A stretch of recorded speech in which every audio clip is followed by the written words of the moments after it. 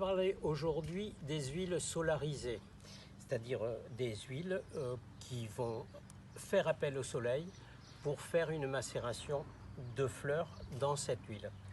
Aujourd'hui, j'ai choisi les pâquerettes parce que je les ai sous la main, elles sont belles, elles sont magnifiques.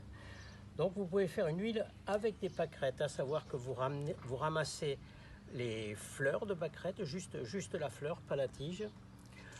Vous allez ajouter de l'huile, si vous souhaitez faire une huile grasse, vous allez ajouter de l'huile de cartame, de l'huile de germe de blé.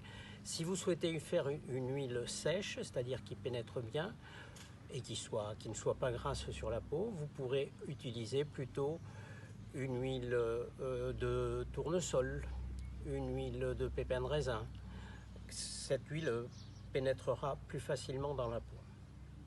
Vous allez remplir un flacon transparent de toutes ces fleurs.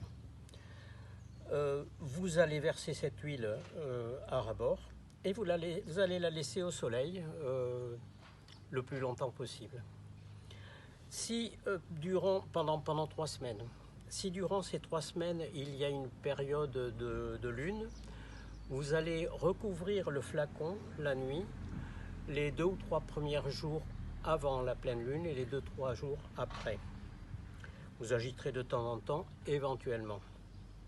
Une fois que vous aurez fait cette macération pendant 3 semaines, vous filtrerez, vous exprimerez, ce qui veut dire que quand vous enleverez les fleurs, il faudra bien les serrer pour extraire un maximum d'huile qui aura macéré. Alors j'ai choisi la pâquerette parce que je l'avais sous la main et que c'est la saison, elles sont magnifiques. L'huile de pâquerette s'utilise pour la sécheresse de la peau, les dartres. On peut utiliser la même chose toutes sortes de fleurs. Hein. La fleur de millepertuis, par exemple, que l'on utilisera pour soulager les brûlures et les coupures. Une autre huile, une autre fleur qui sera l'huile de jonquille. Hein. Les fleurs de jonquille qui aussi joueront contre la sécheresse de la peau. On pourra choisir à la saison les fleurs de souci.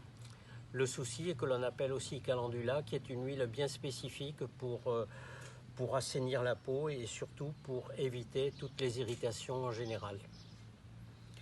Voilà, donc ça vous fait un produit de beauté et un produit de soin à la fois.